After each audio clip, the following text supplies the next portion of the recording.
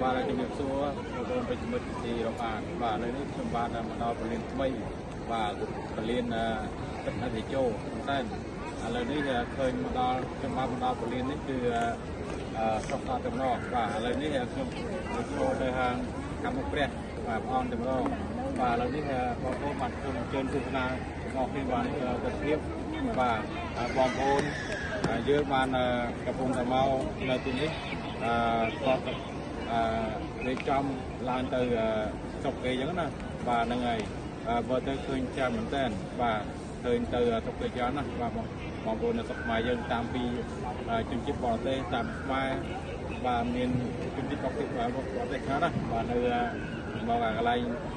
ពលិមានហោះនេះបាទហ្នឹងហើយឥឡូវនេះសូមអញ្ជើញមើលខាងនោះបាទនេះតែនេះបាទរោងចាំយន្តហោះបាទឡើងទៅស្រុកពួកគាត់វិញហ្នឹងហើយខ្លះណាក៏បងប្អូនជីវរដ្ឋក៏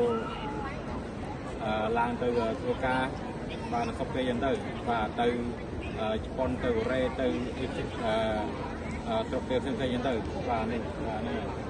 តាមកាមេរ៉ាទៅបាទជុំវិញហ្នឹងហើយបាទជុំវិញទៅនេះបាទហ្នឹងហើយបាទ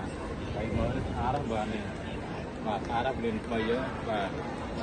ហើយធំទលីជាងពលានពួយតំចាស់ទៀតបាទធំមែនតើបាទហ្នឹងហើយខ្ញុំមកនេះគឺមកដល់គឺ8ដែរបាទផ្លូវមិននឹងឡើងទៅខាងណាខាងណីមកចំណុចទី1របស់នេះបាទឥឡូវនេះមកដល់ហើយគឺស្គាល់ហើយបាទលើកទី1តែរកបាទហ្នឹងហើយអញ្ចឹងហ្នឹងហើយបងប្អូនយើងស្គាល់ហើយខាងពលានយន្តហោះថ្មីរបស់នៅជុំនេះបាទស្គាល់ហើយអញ្ចឹងមានប៉ុណ្ណឹងទេបាទបើតើបាទរកការតែផ្សាយណាខ្ញុំទីអង្គ